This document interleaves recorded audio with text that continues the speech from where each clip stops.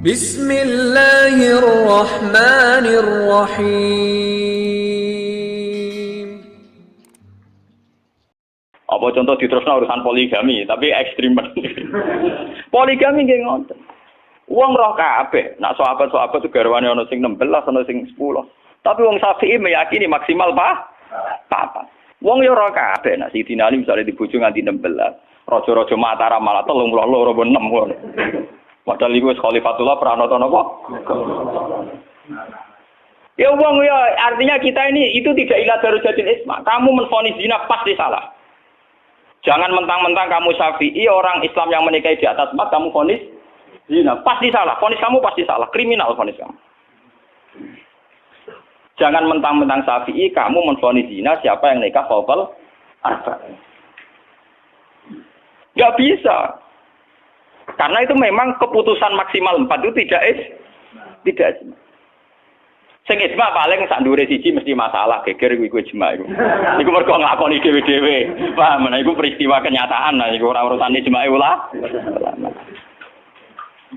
Mulane anggere ana kiai sing ahli sosial kados kula takok iku hukume poligami piye? Poligami ora piye. Lah kok derawan iku ya mari repot. Nah iku mesti kemari repot. Halal sing mari napa? Repot. Jadi masalah-masalah yang tidak irada rojatil isma itu tidak usah punya vonis hukum. Jangan katakan orang yang nikah fawqal arba hukumnya zina. Itu juga menyangkut Jumatan. Jangan katakan kalau sebelum 40 orang terus tidak wajib Jumatan, tetap wajib. Khas mensyaratkan 40 itu khas mazhab nopo? Syafi'i. Tidak bisa. Misalnya di desa-desa terbelakang banyak yang jumlahnya belum 40 dan mereka tetap harus Jumatan. Dalam kitab-kitab Syafi'i sarannya juga gitu. Jika dunal arba'in sebaiknya tetap Jumatan. Meskipun nanti sebaiknya AA2 zuhron. Meskipun nanti sebaiknya ya ada apa? Karena bahaya kalau nanti ada Jumatan disyaratkan nunggu orang 40. Enggak ada dalam tradisi wong latihan berjuang langsung di umat kira 40. Iku apa-apaanan. Kalau latihan berjuang di umat 40 iku sakene. Nabi dadi nabi selawase ana sing di umat loro telu. Utrimo wong sapi di umat minimal piro? 40. Ora ngarah. Paham ya? Kula baleni malih. Kalau pendapat ulama itu ila darujatil isma baru wajib ditunduki. Padahal masalah yang ijma itu bisa dihitung dengan jari. Misalnya sholat 5 itu paling bentuk rakaatnya yang ijma. Bentuk Fatihahnya ya misalnya Hanafi tidak harus Fatihah. Pokoknya mata yasaro minal Qur'an. Macam-macam jelas. Nggih, mata ya cara napa? Minal. Kalau Syafi'i bentuknya harus Fatihah. Enggak harus surat. Itu yang tidak ijma'nya. Begitu juga menyangkut i'tidal baca apa, rukuk baca apa, sujud baca apa juga tidak pernah ijma'. Sementing ada tumakninah bikot grisubha. Nah, ya ukurannya bacaannya baca pakai begitu. Kalau diteruskan juga masalah qiraah, ada Ibnu Katsir, ada Imam Asim, ada Imam Amir, Ibnu Amir dan sebagainya. Sehingga qiraahnya Quran ya macam-macam. Cuma kita ngikuti qiraah atau Asim min riwayatin apa? Hafiz yang kita yakini dianggap qiraah apa? Masyhur. Paham itu? Kalau terusaken niki. Jadi niku sing menyangkut isma. Lah niki sing radi ekstrem Imam Nawawi ngendikan wa amma ta'atul umara wa salatin fal aksar annaha takunu muharramatan. Niki statement. Jadi, kalau taat pada penguasa atau raja itu kebanyakan konteksnya, kebanyakan kasusnya itu malah haram. Li'annahum la ya'muruna illa bil paling banter kebijakannya berbau napa? Boleh. Nah niku ekstremen ya. Jadi Senawi Banten itu ekstremen. Dan dalam hal ini saya tidak sependapat dengan Senawi Banten karena kalau di kitab-kitab lain itu rata-rata meyakini vonisnya jangan haram, tidak wajib. Tidak wajib dulu. Kalau beda ini kalau contoh. Kalau dalam usul fikih dikatakan haram dengan tidak haram itu beda sekali. Sama seperti hukum dialogis. Misalnya Mustafa kere itu parah. Nah ora sugih iku ya ora nganti kere tapi ora nganti sugih. Misalnya Ruhin goblok itu parah. Tapi nak darani Ruhin uga ngalim tapi ora nganti goblok. Lah di sini Imam Nawawi menfonisnya ekstremen. Taatul umara itu haram. Niku ekstremen. Sebetulnya dirumuskan dulu tidak wajib, nggih. Urutannya napa? Tidak wajib. Lah tidak wajib itu bentuknya bisa haram ketika maksiat. Tapi ya kadang-kadang naik ke wajib. Kalau itu menjadi maslahatul ra'iyah. Paham ya? Juga bentuknya bisa sunnah. Kalau baleni malah ya. Jadi tentang usul fikih ya, dasar-dasar ilmu usul fikih wonten aturan main ngeten ya. Pertama misalnya hukum itu wajib.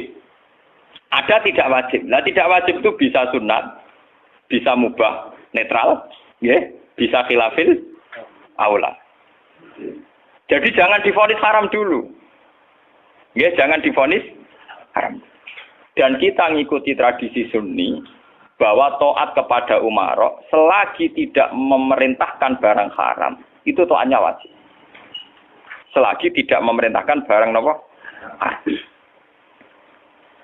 Oke, jadi misalnya SBY punya kebijakan masyarakat harus bayar pajak misalnya, yang pada kadar yang wajar, itu ya wajib.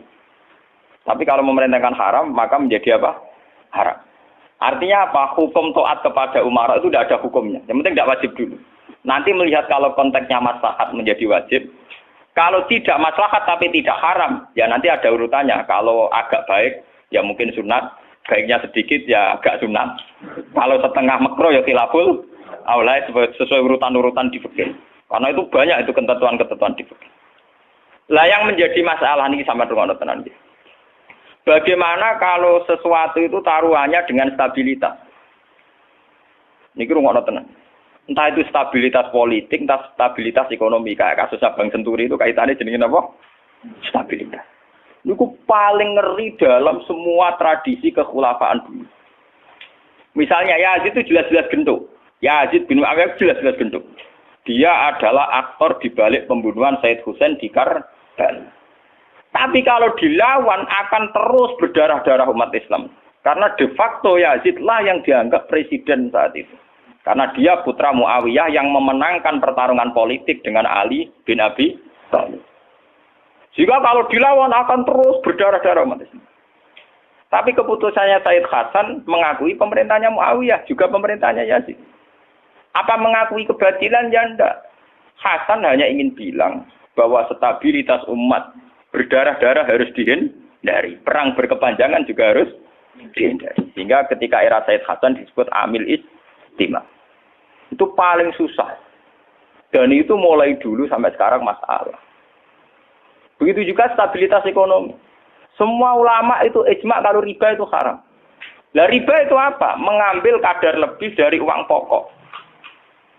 Tapi semua sistem keuangan dunia meskipun itu di negara Islam yang jenenge bank rumus dasarnya itu suku bunga.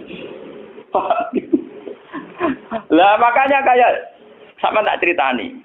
Hukumnya bank mulai NU lahir 26 sampai NU wis tuwek saiki 2000 pinten? 2010. Tiap muktamar mesti ana sing takok. Yo tetep dijawab khilaf. Senengane muni telu ka mulai dhisik yo telu. Suwe tambah papat. Boleh. Biasanya mainstream pertama riba mesti haram. Wis suwe nak riba mesti apa? Haram. Lah nek takok, lah bank itu termasuk riba apa ndak? Orang mesti haram. Pokoke munine riba itu haram.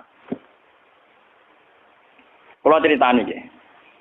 Karena kiai-kiai yang meyakini riba haram itu betul. Kalau riba haram itu betul. Tapi kalau yang meyakini bank itu riba itu tidak mesti benar. Bank loh. Ya. Karena begini. Dulu ekstrim-ekstrimnya kiai tenggene Indonesia termasuk Kiai Rehan Kudus. Termasuk guru-guru saya ekstrim. Ini kemauan sempat fatwa khusus bank negara itu boleh. Masih bilang gitu. Lihat di keputusan-keputusan gitu. Yang masih punya ruang boleh bank apa? Bank negara. Alasannya dalam sistem moneter modern tidak bisa menghindari yang namanya bank. Meskipun rumus bank tentu suku bunga atau melibatkan bunga. Tapi yang boleh itu kadarnya kayak apa? Tentu ad-daruratu muqaddaratun biqadriha. Ada aturan sesuatu yang nggak bisa dihindari. Misalnya kasus deflasi atau mengalami pengurangan nilai tukar. Misalnya begini. Tidak mungkin kan orang yang punya uang tahun 82 juta. Yang saat itu adol sapi gede. Orang nabung di bank 2 juta tahun 80. Tentu 2 juta itu jual sapi besar. Regane rong. Kan nggak mungkin 2010 sing sapi disepakati rego 8 juta. tetap dibayar rong. Paham ya? Masa yang kayak itu termasuk riba? Toh tidak keluar dari Rasul Mal. Rasul Mal dulu 2 juta kan aslinya sapi itu. Bagaimana mungkin kamu katakan itu keluar Rasul Mal? Rasul Mal sapi regane 2 juta tahun 80. Saiki sapi tahun 2010 mesti regane misalnya 10.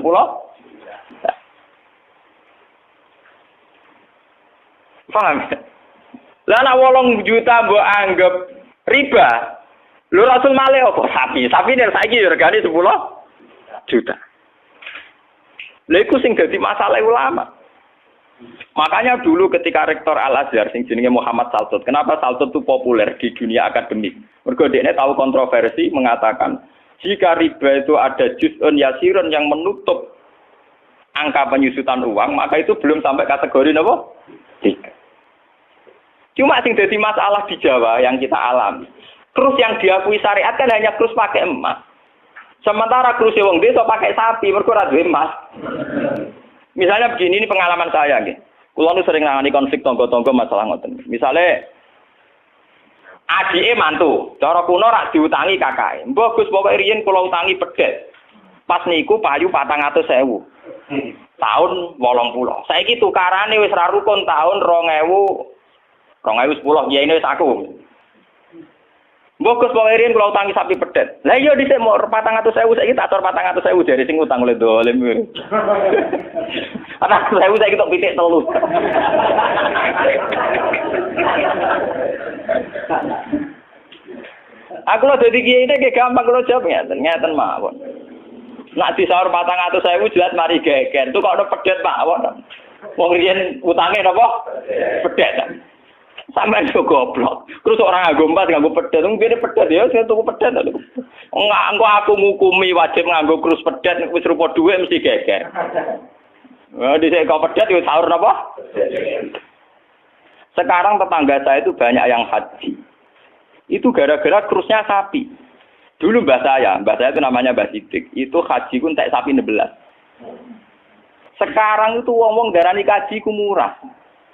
Dulu keluarga saya haji kula menangi gek cilik, keluarga kula haji mau bayar 7 juta. Menangi malih haji 14 juta. Pas bapak kula haji 2003 niku 23 napa? Juta. Tapi wong desa muni darane haji saiki sepakat murah. Mergo nak nganggo sapi. Mergo dhisik sapi entek sapi 16.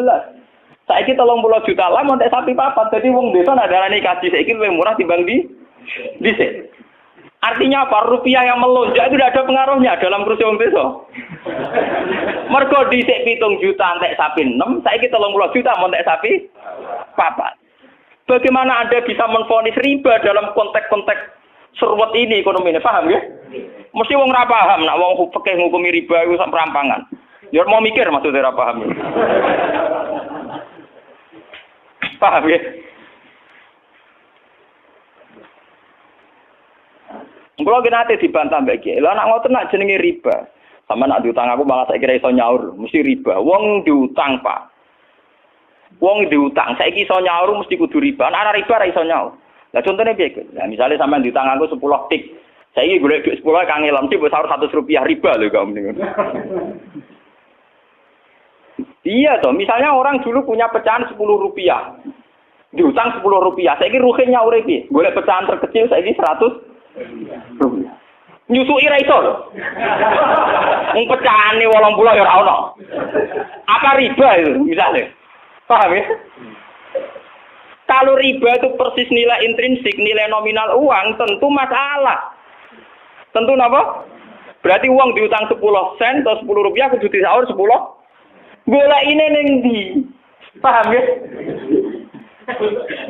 Nah ora susah barang riba lu disuwi dhuwit 100 rupiah, golek 10 rupiah, 80 nggih. Piye carane? Malah dadi ulama ku gelem mikir, paham.